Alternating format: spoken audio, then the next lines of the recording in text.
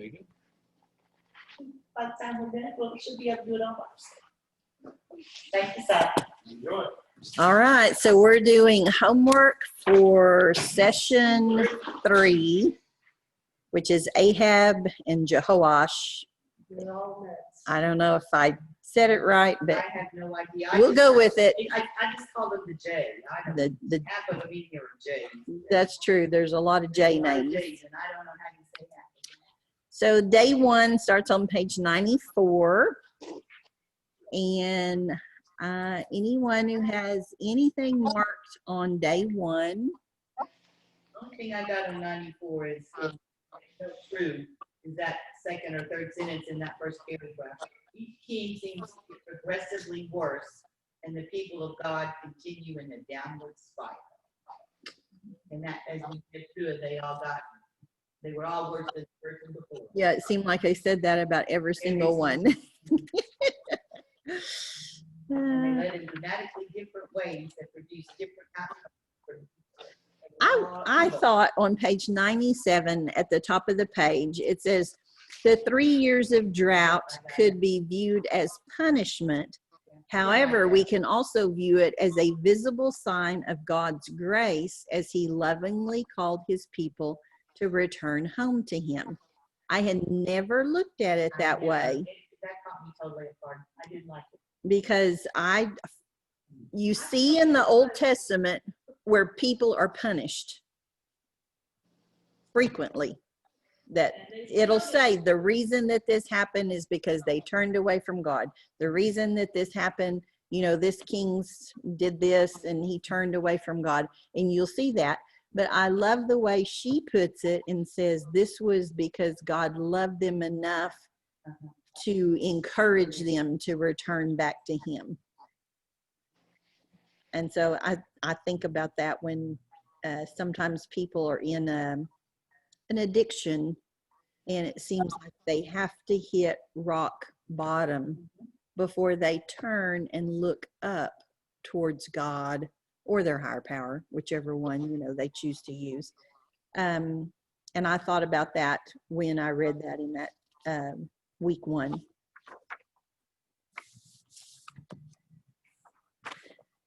So what about day 2? Does anybody have anything on day 2?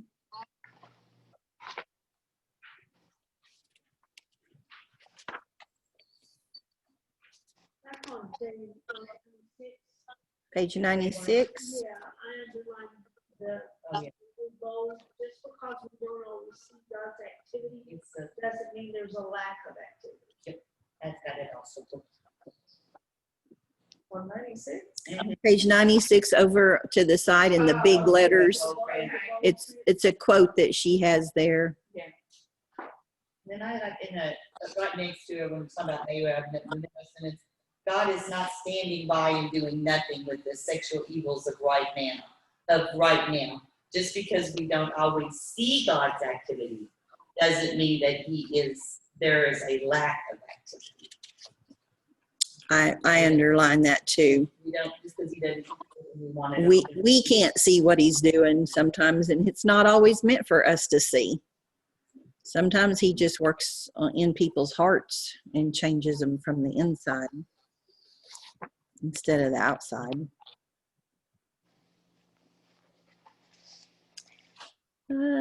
Jackie wants to come into our meeting. So let me add Jackie.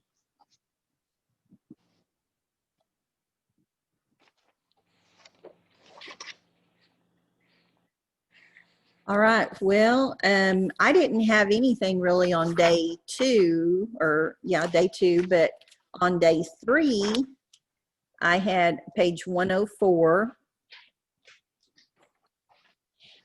Hi, Jackie. On page 103. She's not on audio yet, but that's all right. She'll catch up in just a minute. 103. 103. That little paragraph. Trust is built with plus believable behavior. In other words, when you see a pattern of behavior that points toward healing, restoration, it builds trust. And over time, that believable behavior will rebuild trust. Yep. I think, and that was that little paragraph there on page 103. I guess it's the actually the third paragraph under the headline. And she One thing says, I found. the one thing I found. Mhm. And she says, a statement my counselor, Jim Kress, Yeah. made to me.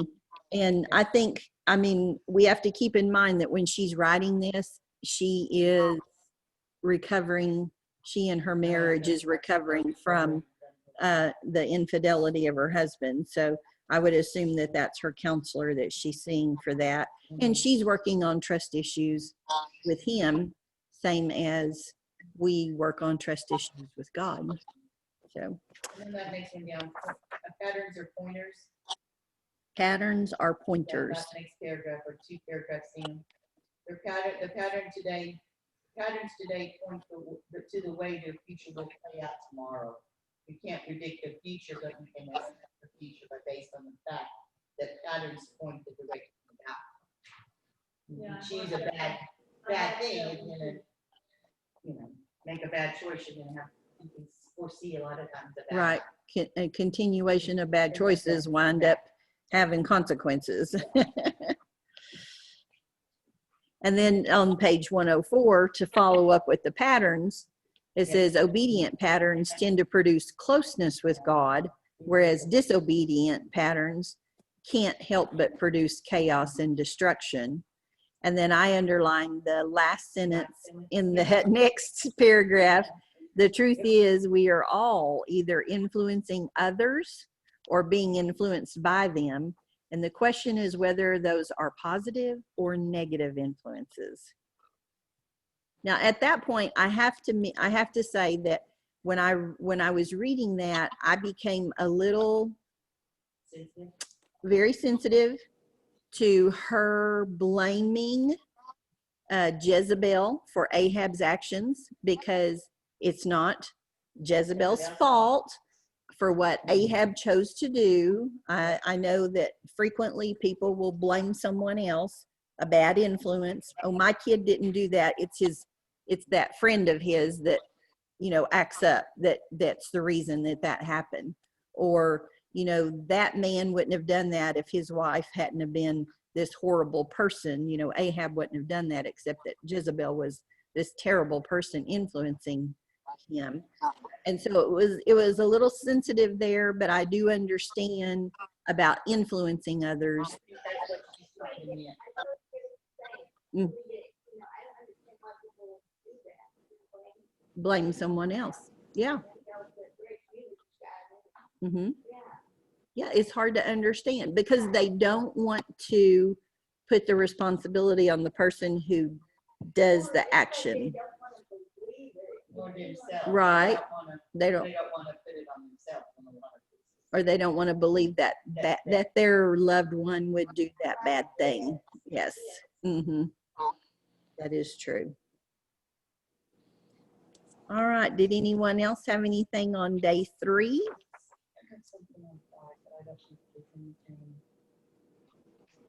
On 105? Yeah, it is nothing. Okay. We're talking about that next to the bottom paragraph. We're talking about just as he misused his leadership, misused his leadership of the people to idolatrous. Oh. Misuse our authority. Yes. And at the same time, in that paragraph on page 105, the second one from the bottom, she is contributing the people's bad choices to the influence of King Ahab, which you have to ask yourself, is that true? Can that really happen? Can a king influence his people? But we don't live in that culture, so we don't understand that culture. I mean, if they weren't living with that king, where would they live? What would they do? So, well, it makes me wonder if they lived 200 miles. would they? Would that influence been as strong and the same as if they were at actually living in the city. in the city where he. Well, don't you think? I There are the mean, nomads that are out tending the sheep and the camels and whatever. You know. right? Don't we see that today? Because people who live in rural communities or farm communities don't have the same cultural beliefs that people who live in big cities do. There's a whole different culture involved in city life than there is in rural life. I didn't mind the news so much as the culture. Yeah.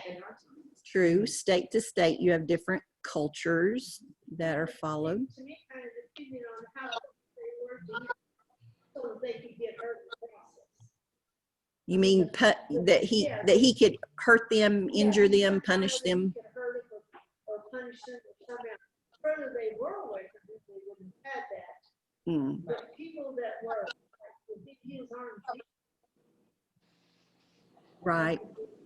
People who were under his immediate power. more careful Mm-hmm. about whether or not they argued with him or not. Right. Yes, I can definitely see that. And I think it's true. The story there about Naboth and his vineyard, and she just touches on that. So it's kind of a side note, but at the same time, it's hard to imagine that Ahab would allow his wife to have somebody killed and then just say, oh, well, he's gone. I'll just take the land now. So he obviously was a passive contributor to the murder of him. All right, anything else on day 3?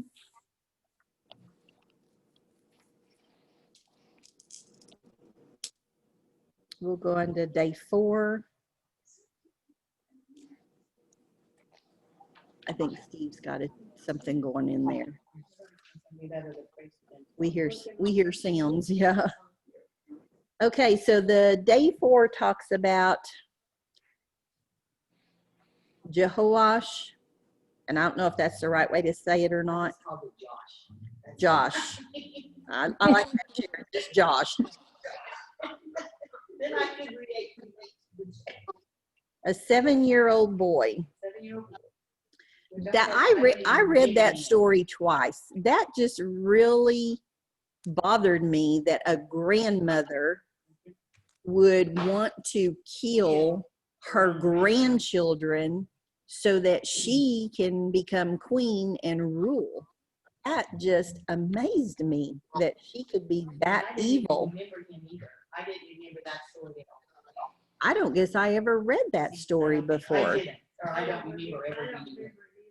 I did not remember that story totally at all. It's really small I mean, it's just a little short story, maybe 1 chapter in there. Can I say something on that? Yes, ma'am. Can you hear me? Yes, ma'am. If you remember, those kings had a whole lot of different wives, and the children she was killing may not have been in her lineage. You know, they might have been kids of the other wives or grandkids of the other wives. That's back in, I think, day 5, it says that she was actually his grandmother. Yeah, because the king was still her son that died. So all of these children, even though they had a different mom, they should have the same dad. She was killing her grandchildren. But that just surprised me that someone could do that power and political control could cause somebody to do that. I suppose we see it even today, probably in other countries more so than we do here. Now we just see verbal attacks, but in other countries, I'm sure there's actual physical attacks. So it talks about how there was a nanny, nursemaid, whatever she was called, that hid him and nursed him. I take that back. The aunt actually got the nurse and the baby and hid them, but the nursemaid then was with him for that whole time. And then he went to live in the temple with the priests. And I'm just thinking, I know what 2 and 3 and 4-year-old little boys do, and I can't imagine him being very quiet in the temple. But who knows what happened there. But it did give the examples that he was able to see how the temple was run, all of the ceremonies that were going on.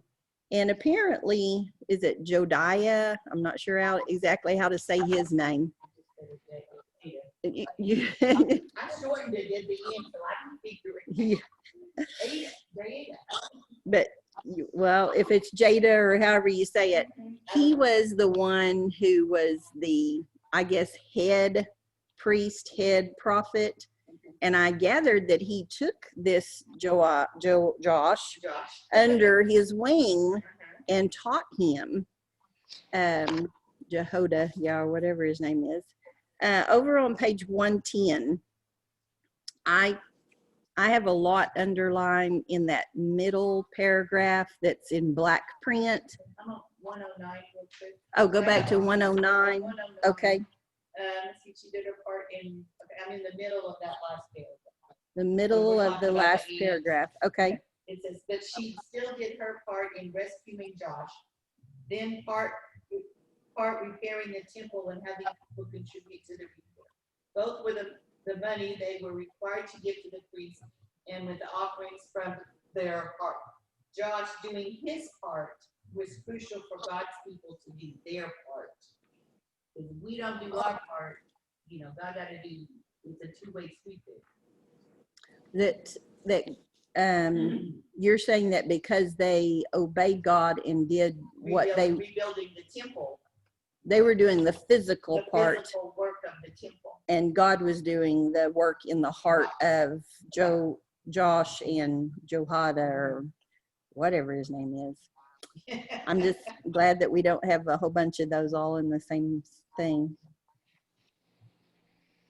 Okay, and then over on page 110, that paragraph that starts with each person doing his or her part led to a great good for God's people.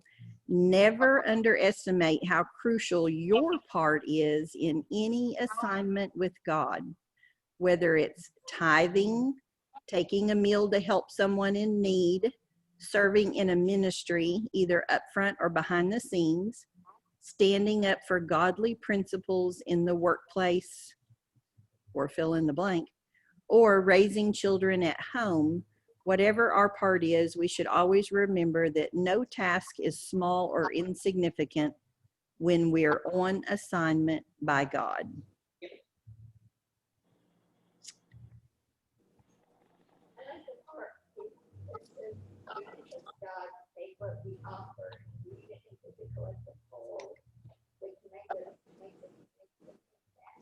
And Jenny read that last sentence there that talks about a collective whole.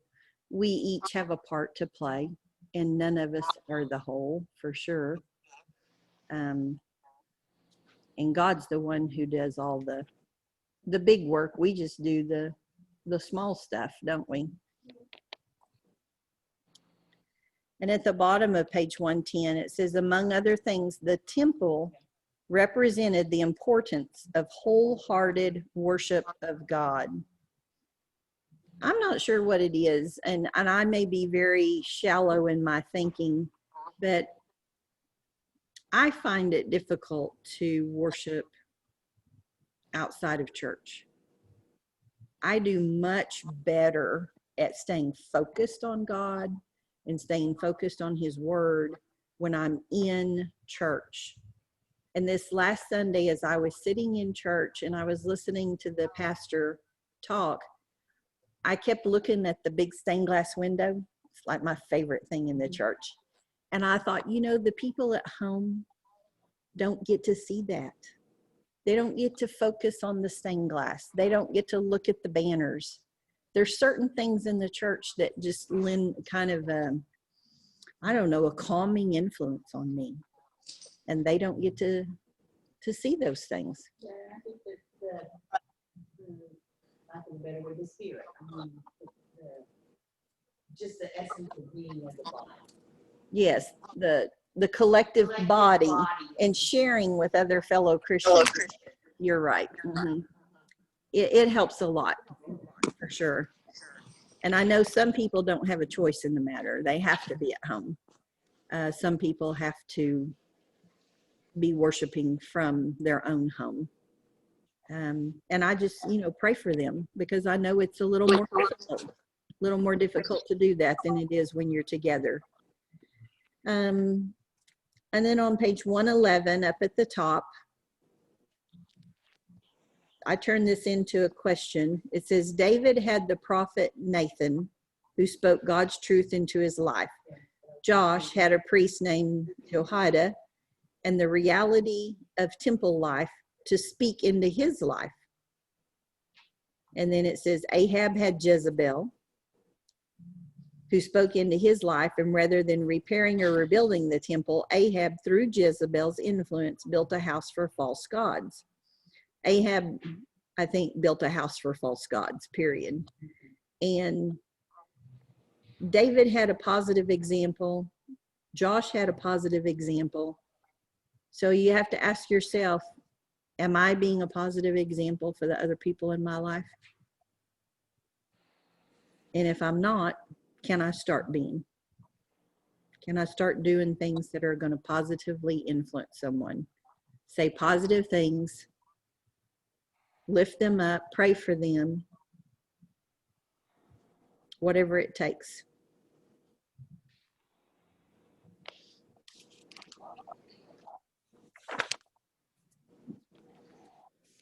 Liz, you're being very quiet. Yeah. So day 5. Or did anybody have anything else on day 4?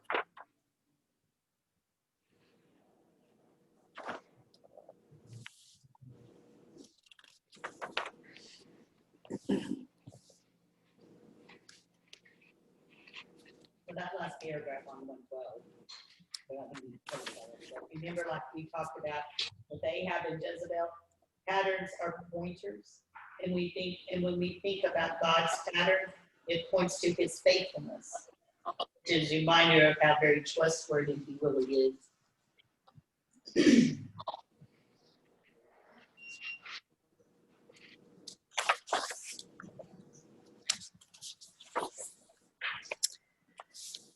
Okay, over on page 116, 117, that was the next one that I had marked. I So just have a question on 113. page 113, It's at the very bottom. The question, Second Chronicles tells us that Athalia. Jehoiada and her sons, isn't that Josh's grandmother?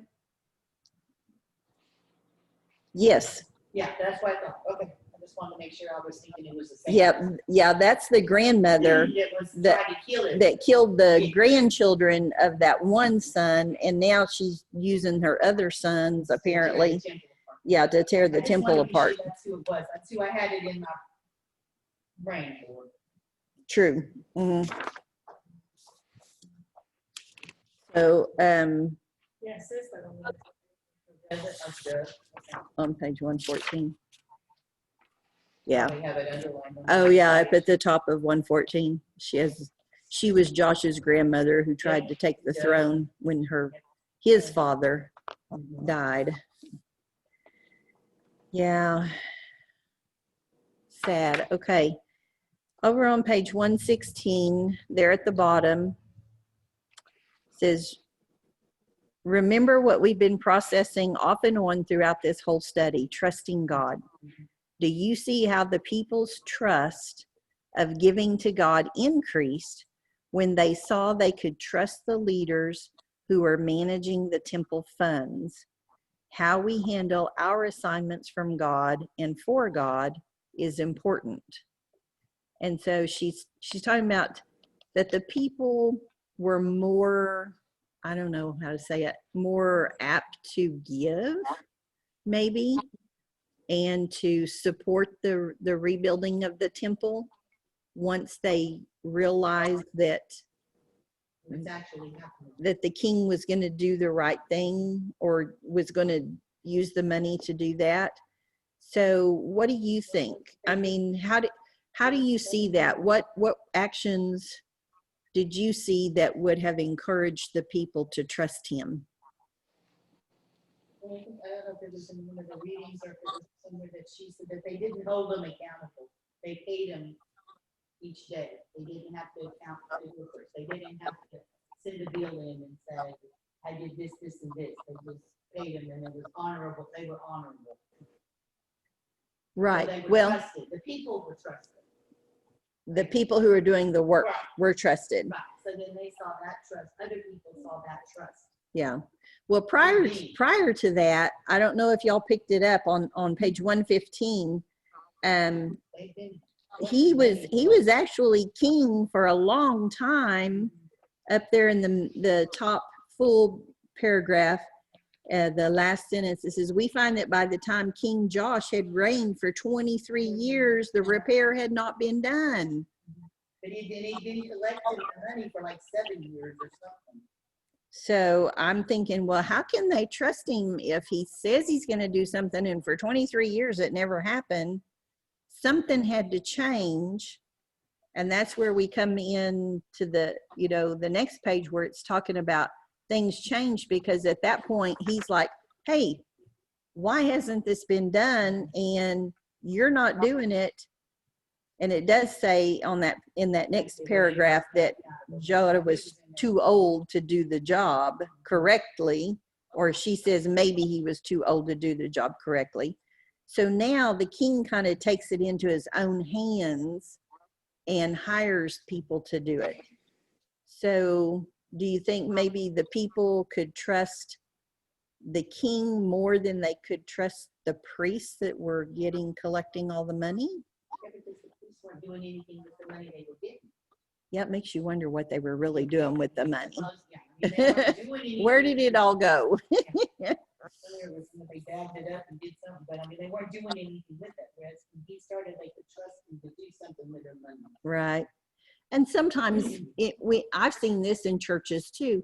When the church is made aware of a need, like when we, for instance, had to resurface our parking lot, and there was no money in the budget to do it, but the church was made aware of it. And I think they did that little doodad where you could buy a parking spot for a certain dollar figure or something.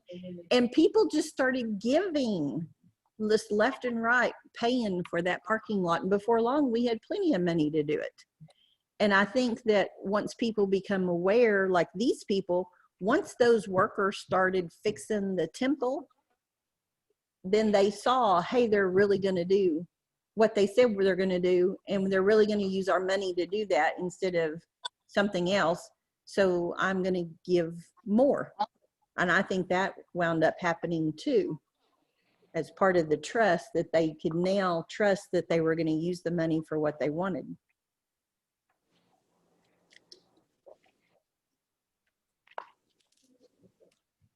What about over on 117?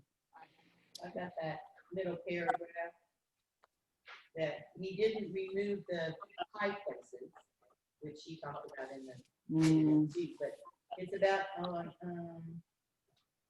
probably three-fourths of the way down. It's right after where it says Second Chronicles. Trusting God is twofold. Right.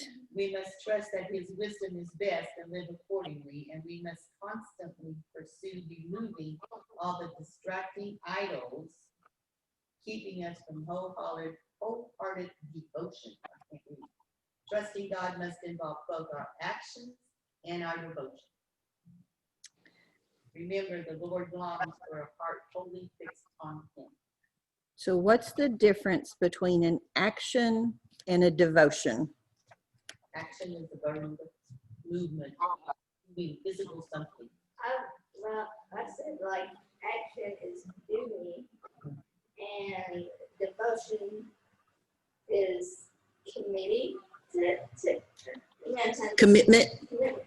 So devotion is your commitment. Yeah, am I saying that wrong? No, that's right, I think. That's what I got. I got action was doing something, and devotion was the study, I just put study. Study. Mhm. Kind of a devotion is the inward commitment to follow through and to do it. And then your action is when you put your feet on the ground or your hands in the pot and start working. Yeah. And then I like the bottom where it says, God is worthy of our trust. Today, let's declare God is trustworthy, the one who is the ultimate provider, healer, restorer, sustainer, and holder of the best plans for our life. Can we say that with COVID? Do you believe it? Do you believe God is the healer? I believe God is a healer, but that doesn't stop me from Doing my own thing. you to choose to do my part in Right. protecting me and people around me and whatever. Mm-hmm. I mean, it's not like I can just, I don't know, just walk out there and say, expose myself and say whatever and expect God to heal me. That's not right. No, I think it's just a brain and common sense now. Well, that's, Logic, which is fast yeah. going out the window. He expects us to do our part. That's right. That's our action that we do. But we still trust him. If I were to get it tomorrow, I'd still trust him for my healing. I mean, doctors are great and God gives the doctors the ability, but he's the final healer is what he is. All right. Did anyone have anything else on day 5?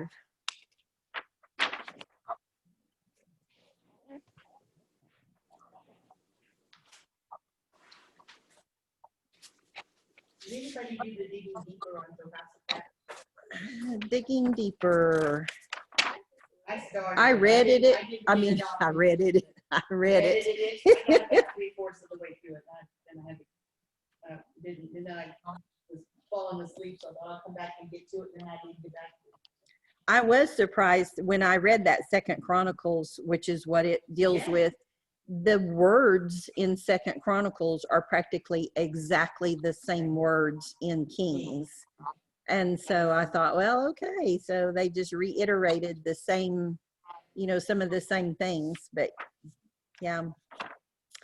All right, well, we will watch session 4, and that's on page 122, so take your notes there. And if there's something that's brought up in the video that you want to talk about, put a star by it so we'll know that you want to discuss it, because we'll have a short discussion after the video. We're going to do share, share, and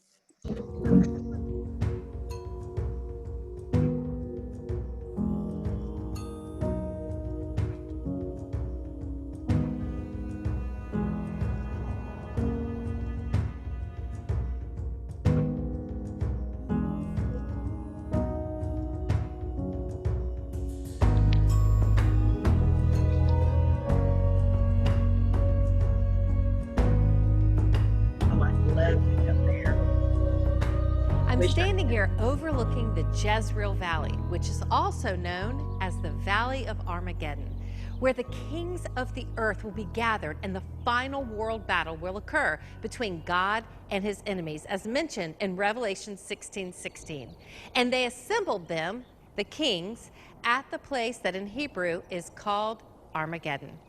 Knowing what will happen here one day can fill us with a stronger trust in God today. Have you ever taken comfort in statements like, I've read the end of the Bible and we win, or eventually the Lord will make everything right? Well, we can know what the book of Revelation from the Bible promises in the future, but to see where these events will take place, man, doesn't it just help us from a spiritual theory move it all into a definite reality? That's why this location is very important. And I pray it's a vision you won't soon forget. It's astounding, right? But the end world battle isn't the only event in Scripture at this location. You see, when you're here in the Holy Land, you can stand in one place and study different events with different people from different times that all happened in the same location. This valley, Jezreel, Armageddon, they're the same place. This valley runs from Bet Shean all the way to Mount Carmel, the place where Elijah called fire down from heaven and proved definitively for the people of his day that our God is the one true God. Think about the pointing that is occurring with Elijah's story to the final victory of Jesus in this valley of Armageddon. Our God will prove to be the one true God. From the story of Elijah, Jezreel Valley was significant because of something that happened here with King Ahab and his wife, Jezebel. We'll discuss that in just a minute. But first, let's talk about this valley when it's referred to as the Valley of Armageddon. When you look up the word Armageddon, it literally means mountain of Megiddo. This is the place where all the kings of the earth will gather, as I said in Revelation 16:16, and could refer to the hill town of Megiddo in northern Israel. Megiddo was a fortified town near the southeastern edge of the Carmel Ridge in Jezreel Valley. It was on a hill that guarded 3 main passes through the Carmel Ridge, which was the quickest route for nations like Egypt, Assyria, and Babylon to enter through. Therefore, its location made it a significant strategic site and was the host of numerous battles. Deborah and Barak against the Canaanites in Judges 4.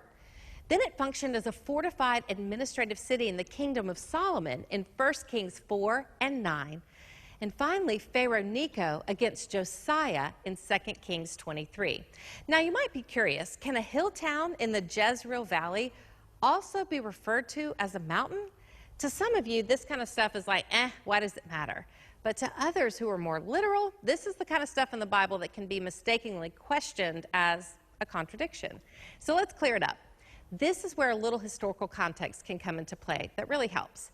During biblical times, they didn't have developed highways with big road signs in order to identify important landmarks when giving out locations and directions. So here, they will refer to the mountain of Megiddo as a reference point for helping them to identify the general area between Mount Carmel and the town of Megiddo. It's more for orientation than pinpointing a location. If you couldn't see the valley, you could most certainly be familiar with the area by mentioning the nearby mountain ridge, Mount Carmel. For example, if someone asks where I'm from, I'll say Charlotte, North Carolina, because it's a recognizable general area. When in reality, I live about an hour from uptown Charlotte in a little community by another name. Another example is, think about when you give people directions to your house, or when I give them directions to my house, I'll refer to landmarks along the way, like go to the gas station, take a right, go up the hill, take a left.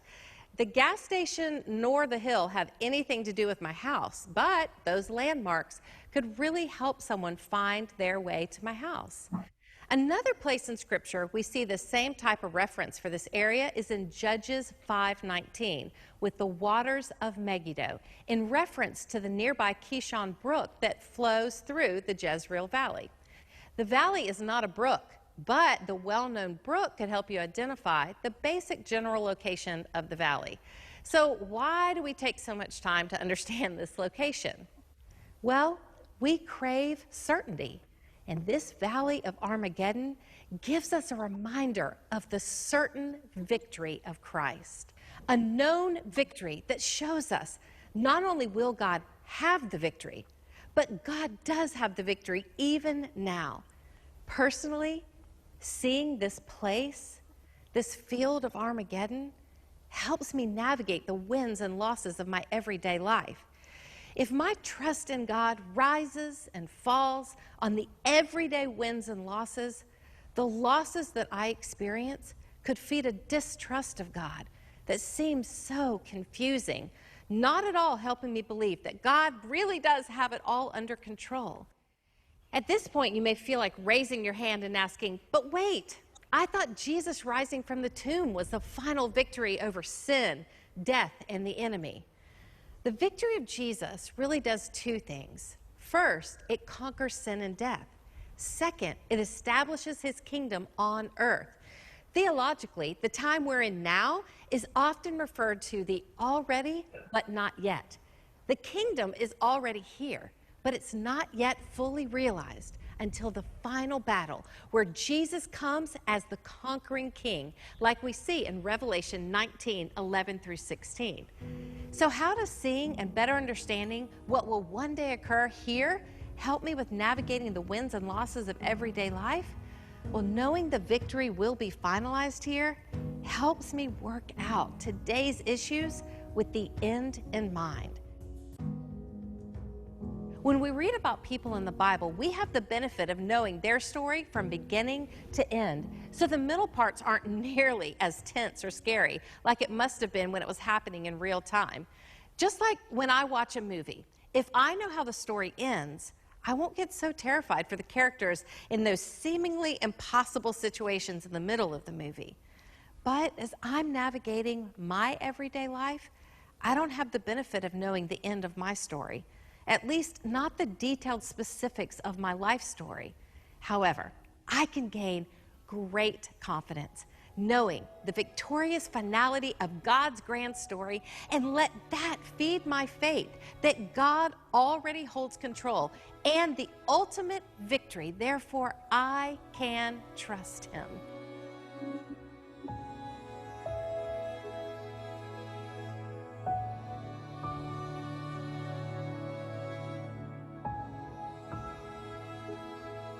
We want our decision to trust God to inform our feelings rather than letting our feelings determine whether or not we trust God. A big part of this is for me surrounding myself with people who take the very same view on trusting God. That's going to be a major theme in our lesson today. In 1 Kings 16, we're introduced to King Ahab and his wife, Jezebel. I almost wish that I had like a little organ, dun, dun, dun, Jezebel. I wonder how differently we might read Ahab's story had Jezebel's influence on him been led by God. Instead, what we see from the text is a woman who incited Ahab to do evil. The reason this Jezreel Valley connects to Ahab and Jezebel is because this is where Naboth's vineyard was located. Let's look at 1 Kings 21, 1 through 16. Now Naboth the Jezreelite had a vineyard in Jezreel, beside the palace of Ahab, king of Samaria. And after this, Ahab said to Naboth, "Give me your vineyard, that I may have it for a vegetable garden, because it is near my house, and I will give you a better vineyard for it. Or, if it seems good to you, I will give you its value in money." But Naboth said to Ahab, "The Lord forbid that I should give you the inheritance of my fathers." And Ahab went into his house, vexed and sullen, because of what Naboth the Jezreelite had said to him. For he had said, "I will not give you the inheritance of my fathers." And he lay down on his bed and turned away his face and would eat no food. I think he is sulking. I bet you can understand that. But Jezebel, his wife, came to him and said to him, "Why is your spirit so vexed that you eat no food?" And he said to her, "Because I spoke to Naboth the Jezreelite and said to him, 'Give me your vineyard for money, or else, if it please you, I will give you another vineyard for it.' And he answered, 'I will not give you my vineyard.' And Jezebel his wife said to him, 'Do you now govern Israel? Arise and eat bread, and let your heart be cheerful. I will give you the vineyard of Naboth the Jezreelite.' So she wrote letters in Ahab's name and sealed them with his seal. And she sent the letters to the elders and the leaders who lived with Naboth in his city. And she wrote in the letters, 'Proclaim a fast, and set Naboth at the head of the people, and set 2 worthless men opposite him, and let them bring a charge against him.'" Now, these weren't just worthless men. These were vile, evil men. So she wanted them set opposite him so they could bring a charge against him, saying, "You have cursed God and the king. Then take him out and stone him to death."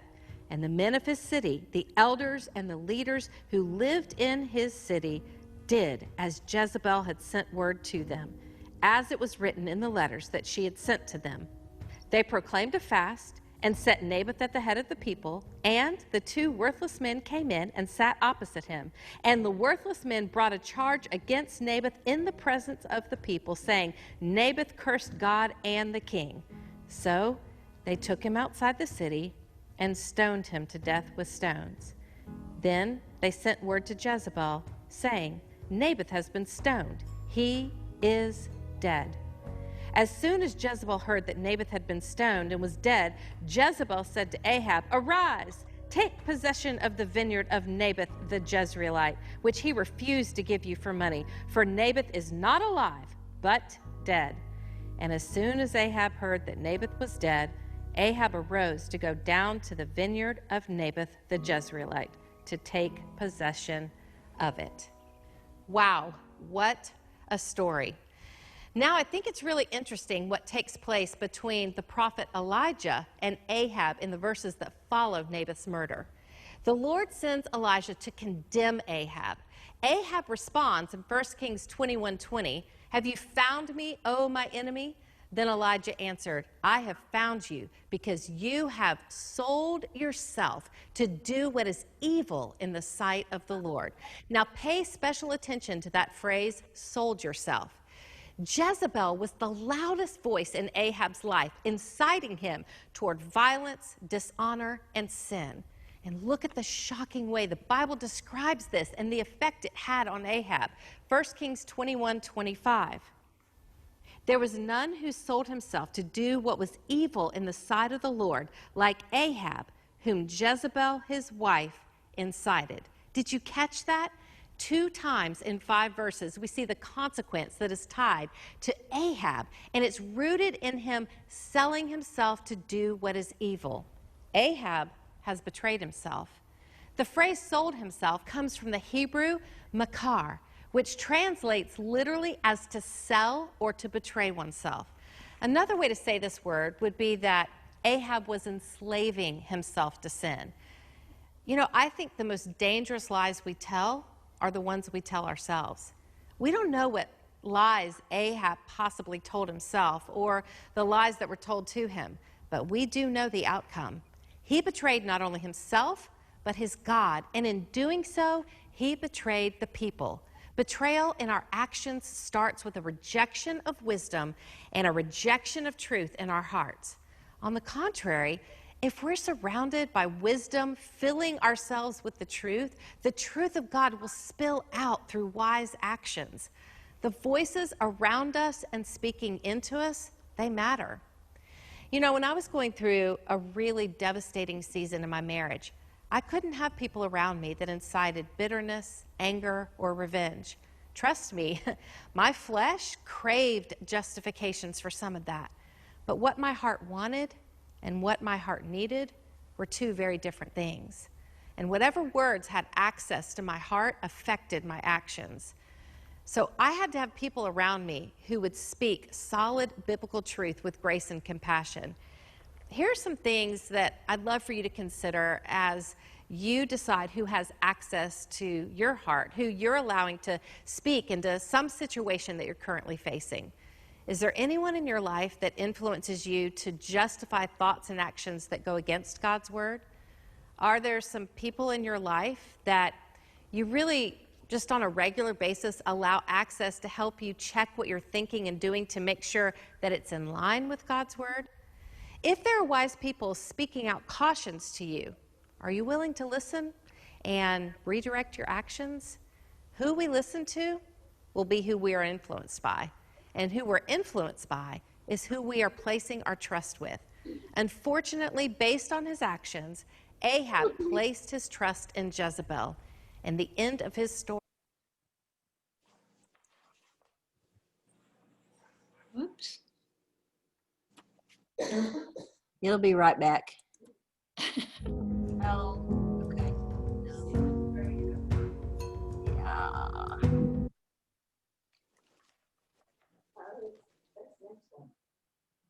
What?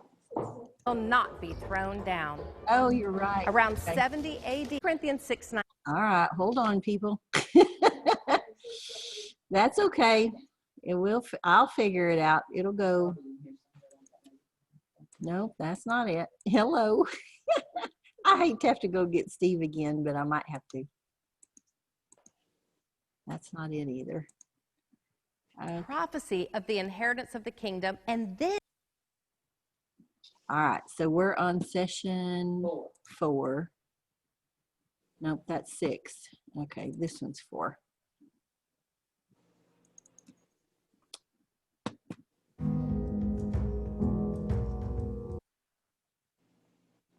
Okay, help me watch for it.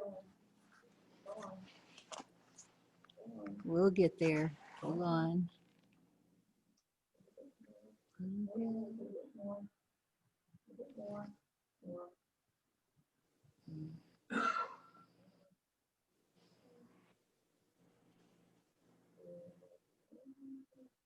It's probably at the very end. Right there. Now, it's a little bit past A little bit more.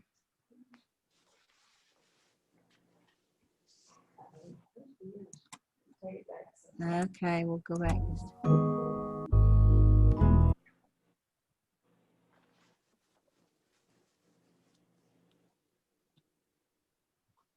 In Ahab's blood is reversed in Jesus, our guilt. But don't lose sight. While the spilled Is that it? No? Okay, it's a little bit further back than that.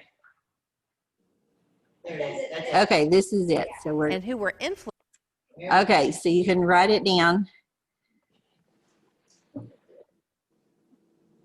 I think this may actually be in the book That's too. what I was looking for. Is that It's one probably that in that the- we wrote down last time was in there too. It's probably in the next section that we haven't studied yet. Yep.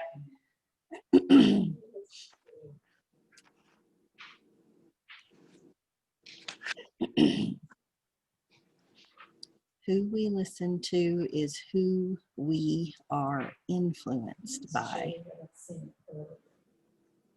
Oh, it may, you think it may be in this one? Maybe even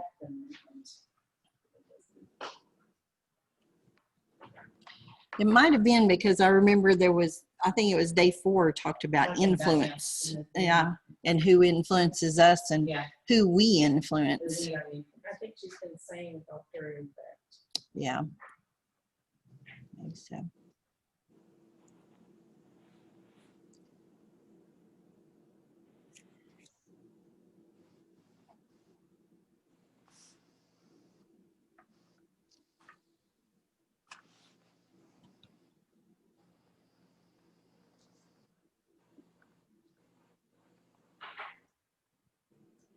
Okay, all right, now we'll keep going. influenced by is who we are placing our trust with. Unfortunately, based on his actions, Ahab placed his trust in Jezebel, and the end of his story is completely tragic. The Lord, he condemned Ahab through Elijah with a shocking detail in 1 Kings 21:19b. In the place where dogs licked up the blood of Naboth, shall dogs lick up your own blood. We read in 1 Kings 22 that King Ahab was killed in battle. But I want us to look at verses 37 and 38. So the king died and was brought to Samaria, which is right next to the Jezreel Valley. And they buried the king in Samaria, and they washed the chariot by the pool of Samaria. And the dogs licked up his blood, and the prostitutes washed themselves in it, according to the word of the Lord that he had spoken. Okay, whoa. That is just a whole nother level. But don't lose sight. While the spilled blood of Ahab is completely grotesque here, this is a direct consequence of his sin. On the other hand, the eventual spilled blood of Jesus is a direct consequence of our sin. But his shed blood brings glory to God. While Ahab's blood is full of guilt, Jesus' blood covers our guilt. The defiling act of washing in Ahab's blood is reversed in Jesus. In Jesus, we are washed in the divine blood, which is such a redemptive act of purification, restoring us to relationship with the Father. If we place our trust in Jesus, the end of our story is triumphant. Even if the individual life circumstances we walk through don't always feel so victorious. Like I mentioned in our study this week, my counselor taught me that trust is built time plus believable behavior. He was referring to human relationships, but I can really also apply this to my relationship with God. the more times I remind myself that I know the end of the story and it is victorious, the more I can remember that God is in control even when my life feels out of control. A statement I will often say is, God is good at being God, so I can trust him. What a comfort it is to remember that Jesus, he isn't just a king, but he is the eternal King forevermore.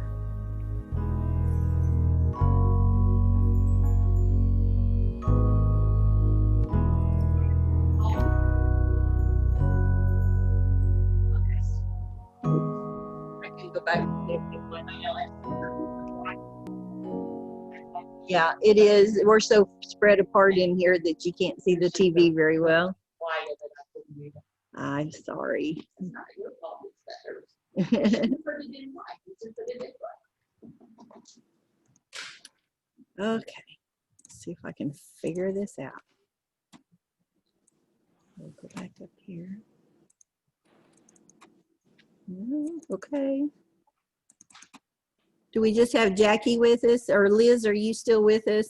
Yes, I'm still here. Okay, I just can't see you. My screen, I don't have it correctly. There we are. Now we're back. Okay. Okay. All right. So what do you think about this video? I think she liked Jezebel. I think she had a gift for her. You said, What about Armageddon? What do you know about Armageddon? I don't know.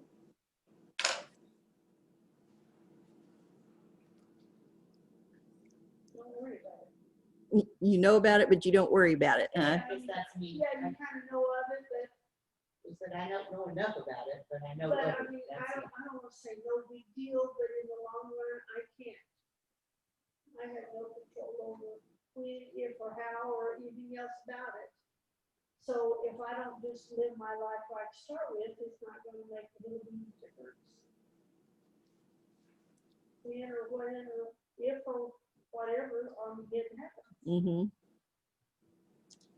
Well, we do know that it's talked about in the book of Revelation. I studied that book 3 times and I still don't get it all. I love studying that book. It's good. And my but I favorite have- study is Dr. David Jeremiah's study of Revelation. It is an amazing study. I really like it. It's just one of those things that I have no control over. My responsibility is to live right to start with. Mm-hmm. Mhm. Yep. So I don't dwell on those things. But we know it's about Jesus, and we know it's about his return. Return. And so at this point in the discussion, or in the Bible study, she brings up Jesus and talks about how our study of kings can now be related to our Savior. So how do you feel? How do you feel that your influence is? How do you feel that you can influence people to trust God? By the way I live. Your My life, actions. life, your actions. Words, probably. Actions more than words. Because actions mean so much. Actions. Sometimes you don't even have to say words. Yeah. Sometimes it's just people watch what you do. They either want to be like you or they don't.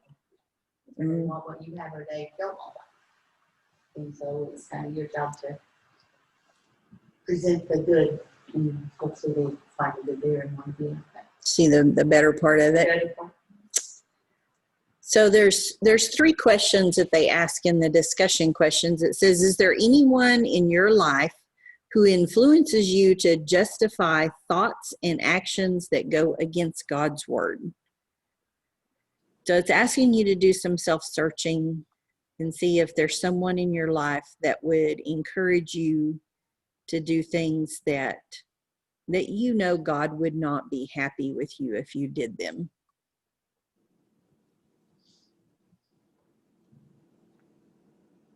Leave those people out of Well, Sharon, why should we root them out of our lives?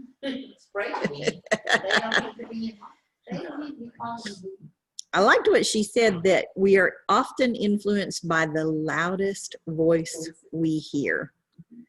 And sometimes it's the voice we hear the most, maybe not always the loudest, but the one that's constantly talking to us. I think about that when I hear people talk about watching the news, and I'm just like, but you know, if watching the news depresses you, just stop watching the news. That was kind of my response to that. But the same goes for people. I mean, if you're around someone constantly that is talking negatively, negative influence, or even just a pessimistic thought, then maybe it's just time to limit your time with that person and just not spend as much time with them as what you were. She also asked the question, are there some people in your life that you allow access to help you check what you're thinking or doing so that it is in line with what God's word is? She asked these same questions there on the video. So are you allowing people in your life that are influencers for God, for God's word? I think we are here tonight because we're studying God's word. We're allowing the influence of God's word to come into our life. But there's probably other times. I think about my mom. She was always a godly influence on me. Maybe your dad was. I know Liz tells a story about her daddy shining their shoes every Sunday morning before they go to church.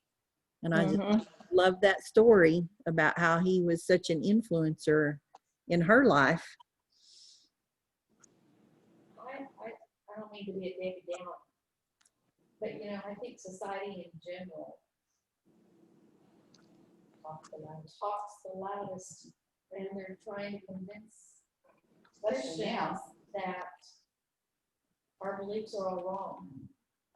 So I think we fight it on TV and the movies, on the radio, social media. I mean, there's just so much that is at the click of a finger that is what God would not want us to do, that you accidentally turn on a show. I just think it's not necessarily just the people around you. I think it's just culture. So it may not be a person, but it may be a person. It just may be, you know, you influences. And this, and you know, oh my gosh, that's not really what. I think we see a lot of that right now in our media, in our news reports that are so slided away from God, and they are getting louder and louder. And that's the ones we hear. The secularism is just becoming so prominent. And I was kind of thinking about this the other day. You hear people say, "Oh, I don't need to go to church anymore. I can just," and they've been saying it for years. Granted, I can go out into nature and I can worship God into nature. And I just wonder, are you really worshiping God when you go out into nature? Are you taking your Bible out there and are you sitting there and reading God's word and praising God? Or are you just saying, well, I could go there and it's just as good as being in church? Is that just the excuse? So do we let people really get away with that anymore? Well, I don't know. I'm just a little frustrated that there is just so much that's coming at us all the time. That it's a constant battle. It's just a constant battle, and it seems to be getting worse, not better. We're losing the battle.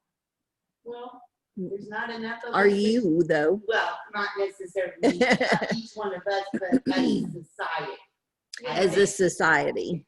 Not individually per se, but as a society, I think we're losing that battle because we don't speak up. well, We right. stay quiet. We don't be loud. Okay, somebody else will do something. You let your kids go play sports. You know, we used to not. We didn't have sports on Wednesday nights. Or Sundays. You didn't have sports on Sundays either. I mean, it just seems like priorities have definitely shifted, and it seems like the whole culture in itself is trying to convince us we don't need God.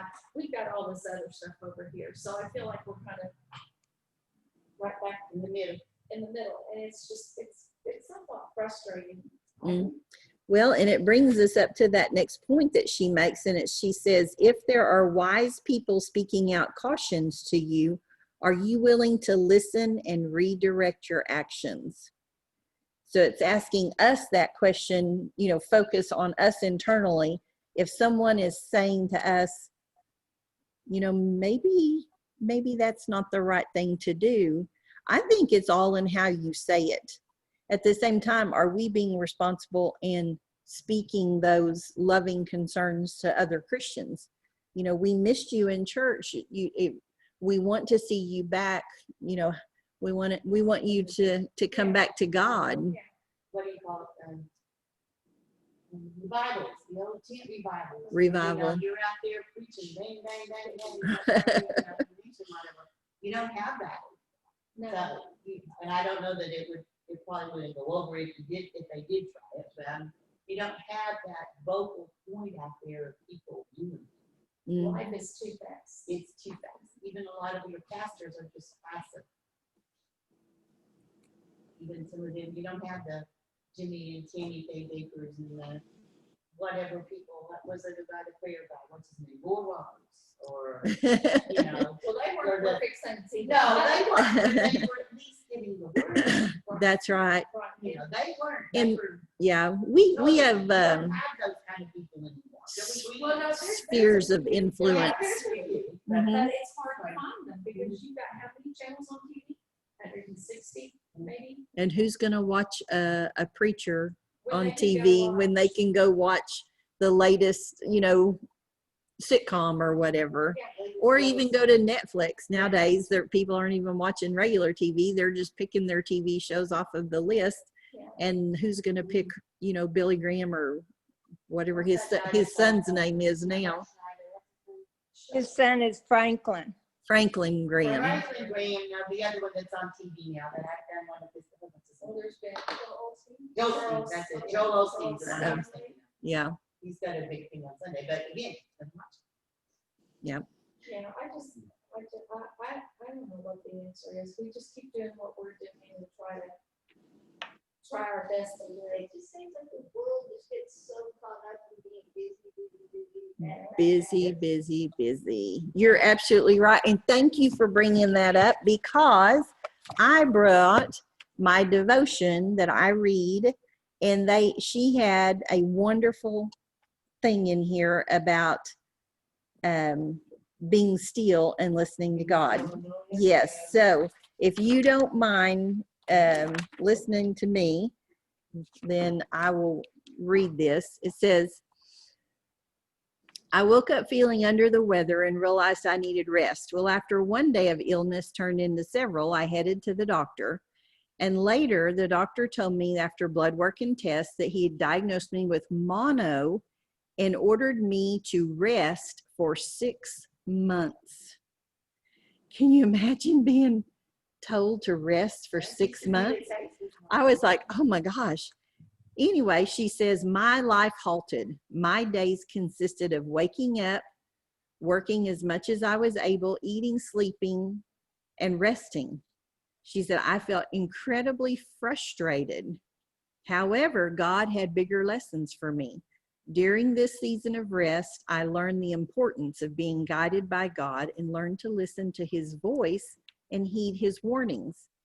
The quietness of rest not only healed my body, but it healed my soul. The wounds that I had experienced had time to heal, and it gave me time to talk things out with God. My physical condition forced me to say no to a lot of busy things, distracting things, and things that kept me at a distance from God. Instead, God used this time to allow me to focus on him and his work that he wanted me to do. He definitely led me to green pastures and quiet waters for rest and healing. No matter what season you're walking through, God has a good work he wants to do in your life.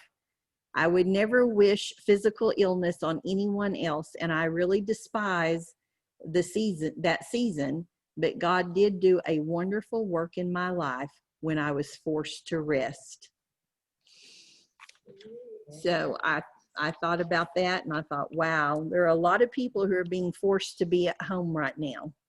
And this may be God's chance to talk to them and say, look, you can be at home and you can still serve me. You're trying to say that I was doing that. Well, I'm not at home every day, but if you have the ability to do it, you can pray every single day for people in your life, people in your church, people in your family, people in your town, people in your country.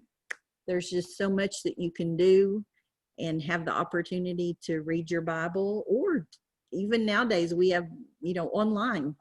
We have so many things online that churches are doing. I've watched, I don't know how many worship services from other churches, just because they're out there now and I can watch them, and I enjoy it. I enjoy watching different types of worship. It's always a blessing to me. No matter what I watch, it's always a blessing. So, all right, that was just my little 2-bit worth. So, slow down and breathe. Breathe. So that's right. Let God speak in your life. Hear his voice. Let his voice be the loudest influencer in your life. So let's end in prayer.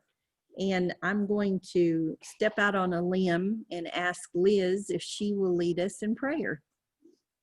I will be glad to. Our Heavenly Father, thank you so much for allowing us to come and learn about the history that is shown to us, that we learn from that. And let us be a good influence to others. Let us tell people about our own testimony, how we can trust God because he's done so many things for us, that we can be your voice in the people around us. We have an opportunity here to take what we have learned in this lesson and be the example and the influence in with the people we're around, our grandchildren, our children, or the people we work with. Let us be the good influence and show our trust in you, Father, that you are so good and you're so mighty and you're the blessed controller of all things. And be with each and every one of us as we go through this week. And I want to thank you for Carla, how she steps out and has done a wonderful job. You have blessed us in this, God, and we thank you for that. It's in his holy name, Jesus Christ, that we pray. Amen. Amen. Have a good week. I agree. I'm really kind of cool if we could get a trip to this one. Yes.